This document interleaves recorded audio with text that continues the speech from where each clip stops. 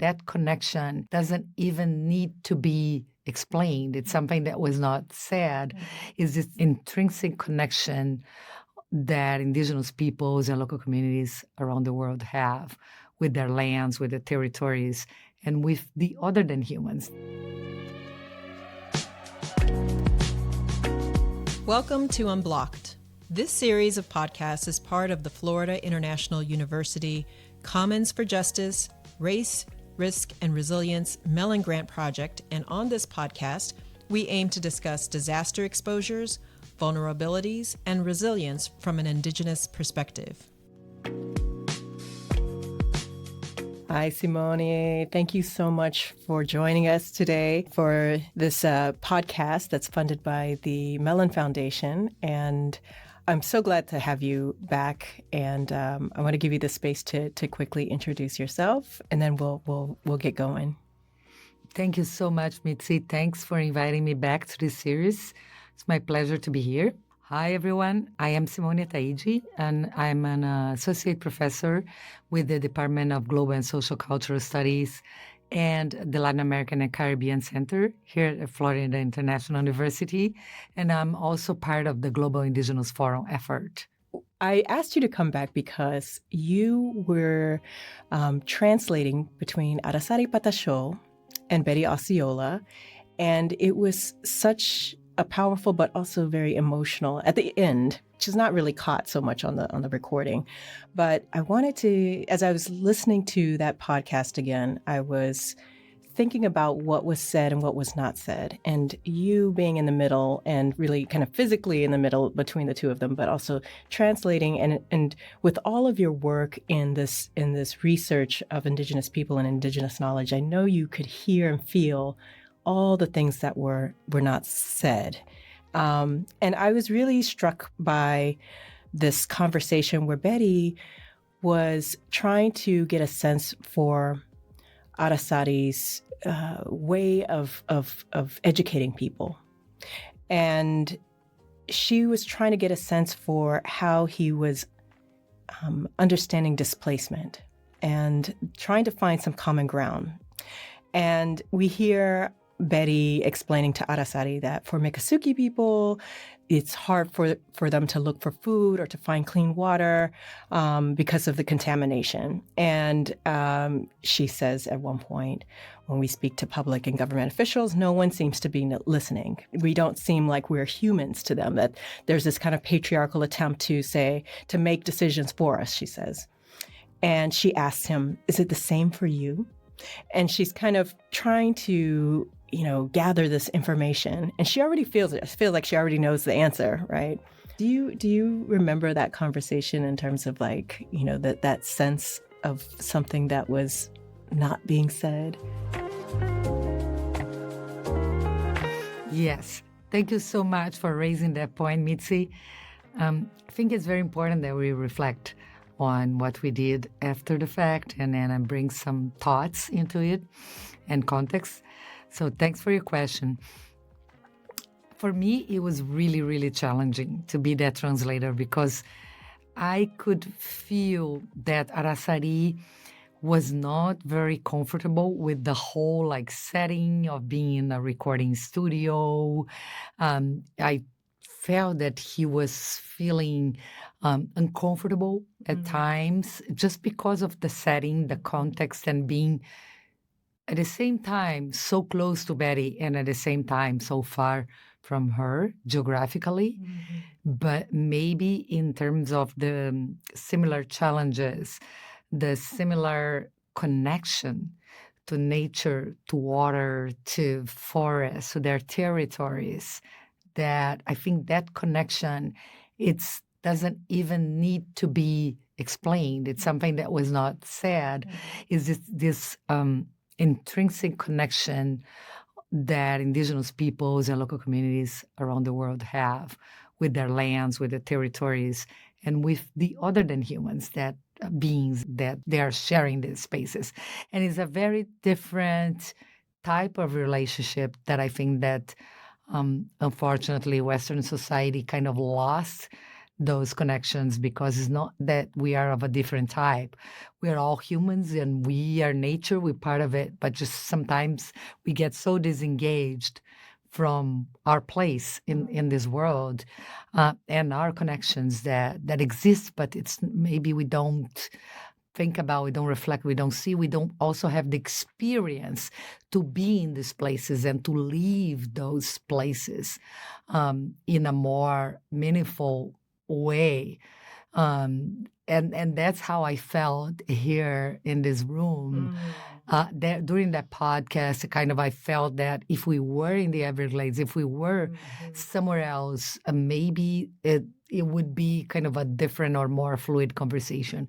But nonetheless, it was very enriching, and I think it was very important for all parts involved. Yeah, she says, she's asking about movement making and how Indigenous people here can support, his cause. But there was this one point where she says, I'm really struck by your eloquence in your delivery to talk about what's happening to your people, right?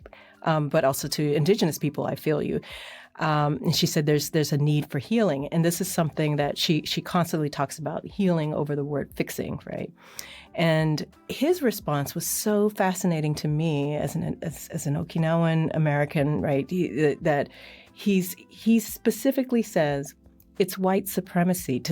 He doesn't use that word, but in his explaining of what's happening, he says that's a sickness, that kind of unchecked ideology inherent in this kind of capitalistic view of land is a sickness, that land is a property instead of being a part of us. That's our mother. And that's not something that we own and have to harness. And he says, look, white men talk too much. This is the way that you translated. I thought it was so interesting. He said, they tend to ask a lot of questions and don't listen. So I'm not going to ask any more questions. He just really stops the process and says, I want to bring something instead, something from my heart for the people who are listening. I really, when I was listening to that part, it makes me think of talk story. The very, in Hawaii, they have talk story. In Okinawa, we have yuntaku. And it's that kind of like, let's just share instead of ask and interrogate, right? And, that kind of sharing that happens over fires and over cooking, over food.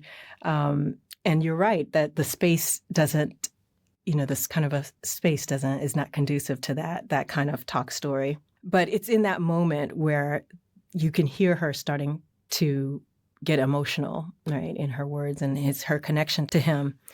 And I think it's because there she's resonating with him, like, I get you, like it feels very personal. And there's so many other moments, like you said, that there's this space of unsaid because they already get it. They already get each other. And I know this was not said, but they both, in his talk earlier to the students and in her talks in other contexts, they talk about their relationship to the earth in a way that many of our listeners probably have no clue of understanding, that kind of feeling about like nature being something separate to fix, right?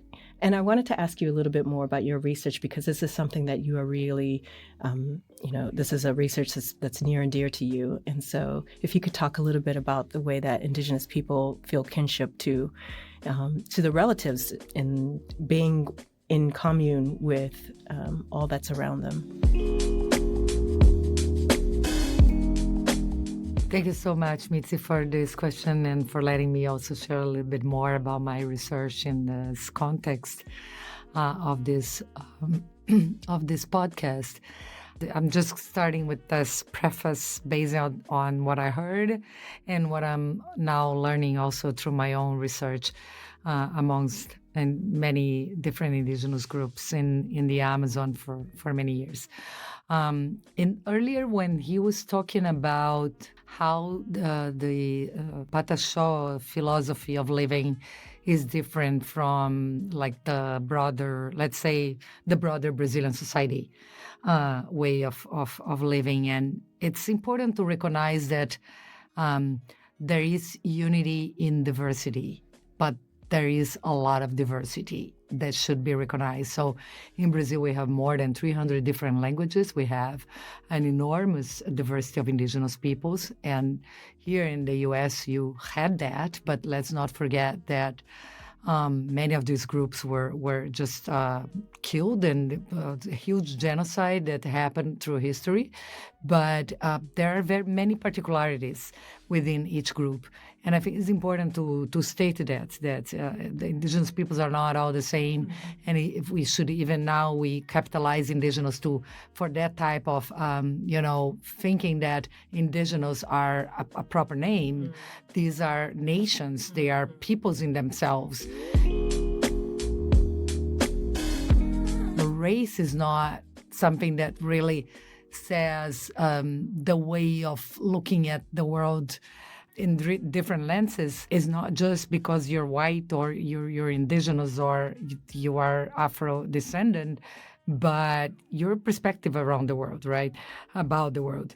And so even myself, I grew up as a Italian, Portuguese, indigenous, Afro-descendant person in the south of Brazil, but because, more than 50% of the Brazilian society is considered mixed. So we don't have the issue of race, but I was really privileged to be able to go to the Amazon during my 20s and spending 10 years living there with indigenous peoples, and then being able to understand there are many different ways to see the world, and we get so much insight to who we really are when we look at others, how they see the world. So I think that the diversity it's incredibly important. I'm very sorry that that's being a concept and an approach and principles that are being disputed politically, because I think it should be just inherent that diversity is valued in our society and to be able to appreciate that diversity. So, for example, a concept that Arasari brought that I have been also interested in exploring is this idea of intergenerational justice, but from the point of view of indigenous peoples. And I've been listening to many leaders talking about how important it is to value our elders and to really care for them in a meaningful way, and to respect and to listen. Very different in the Pataxó society, as if we compare to some of the Western societies in which the elders are just, regarded as someone that is not useful anymore because they're not producing goods anymore. They're not being productive to society. But look how much wisdom and how much respect we should have for our elders. And when we think about that, ancestry is not only ancestry of humans, but the ancestry we have with the world. The ancestry we have with biodiversity, the ancestry with all the beings and elements and rivers and waters and, biology, physics, and other disciplines that study that. It's just not put into that context of interdependence that we see when we listen to indigenous peoples. And so in my work, I have been also looking at indigenous research methodologies, so how we can look at our world and our environment and nature with different lenses, and using different methods and tools that will help us and our students to do this also in our work. So I think that's a compromise that I assume to bring these different perspectives in my work and everything I do, being academia and my research. And so I'm looking at this relationship between people and water and people and rivers in this triple Amazon frontier, and looking at the relationships with other than human beings, like this very important species, Arapaima gigas, like huge fish. His name is pirarucu in Portuguese, and how they see this fish as their own, like they call it abuelo or vovô in Spanish and Portuguese, like grandparent. And they have a different type of relationship. They can eat the fish and they can fish it and it's no problem. And they can commercialize. But at the same time, they are protecting the lakes that will allow this resource, I guess, speaking in a Western language, but will allow these other than human being to continue to exist in these different kind of overlapping relationships with the fish. And so I'm looking and I'm using multi-species ethnography to kind of bring those types of relationships from the point of view of the other than human being as well, in a reciprocal way. I love that. Sorry, I spoke a lot in this response. That's wonderful. I get very passionate. Fascinating, actually. I think it's fascinating because when you can open up knowledge and have, academic institutions to really value that perspective, it really will change the way that we think of solutions, right? And that's one of the things that in our podcasts, we're looking at how it is that local communities are thinking about disasters, right? And I know that's another area that you work on. When you did your lectures for the Gaining Global Perspectives class, my students really, really appreciated your series of lectures on that subject because they had never thought about it or considered, why haven't we really valued Indigenous knowledge when it comes to disasters? And so that was really, it shouldn't have been, but it was really eye-opening for a lot of the students. But this grant is really kind of looking at those issues as well. I just wanted to connect the idea of justice and environmental justice, intergenerational justice to this idea of valuing different perspectives and the diversity of thought that exists. And sometimes we are trapped into this one way of seeing things. And, there is a Canadian concept of two eyes seeing that I also use in my classroom.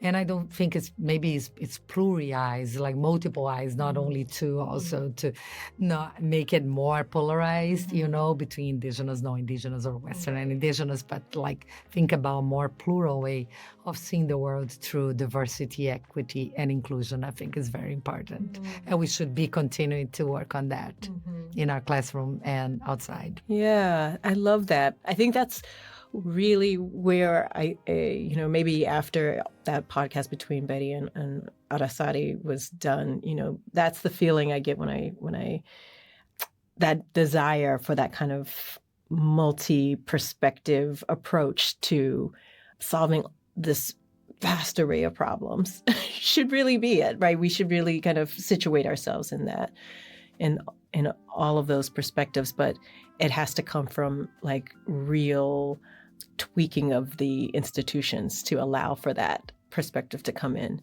So yes, totally, Mitzi. And I appreciate also the incredible work you're doing with the Global Indigenous Forum and the initiatives you have here at FIU, but also broadly, that we need to continue to make progress in that direction. And I think that facilitating and enabling those encounters, bringing people like Arasati, to talk and to share, and then connecting with the Indigenous peoples that we have, with the leaders, and this incredible woman, Betty Osceola, that has all my respect and admiration. It's really a way to continue to promote and to make sure that our students are having a more in-depth training in their years that they spend in their college education.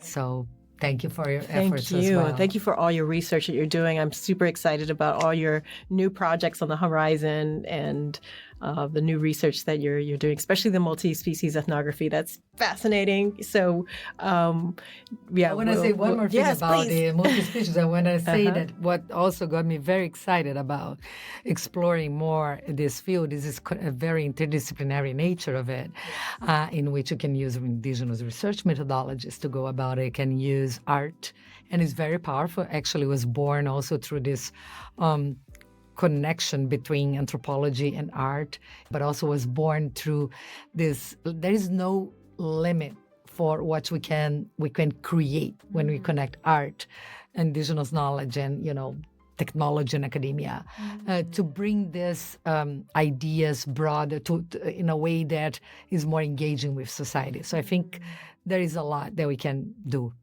together. Yeah, I'm excited to read more of your work and to find those solutions, because I know that you've been studying this for so long, and yeah, this is a very exciting area where hopefully more people will be listening, right? Like truly listening. Thank you so much, Simone. Thank you, Mitzi. Okay. And that's our show. Thank you for listening. If you'd like to learn more about the Commons for Justice and to listen to our other episodes, go to commonsforjustice.fiu.edu. If you'd like to learn more about the Global Indigenous Forum or more about this podcast, Unblocked, please follow us on Instagram at FIU_GIF or go to our website, indigenous.fiu.edu. This episode was produced by me, Mitzi Uehara Carter. The audio engineer is Gabriel Marchisio Jr. The audio and post-production editing was done by Sebastian Rocha Alvarez, and associate producer and audio editing is Diane Benitez. Thank you to the Mellon Foundation's Just Future initiatives for their support on this podcast.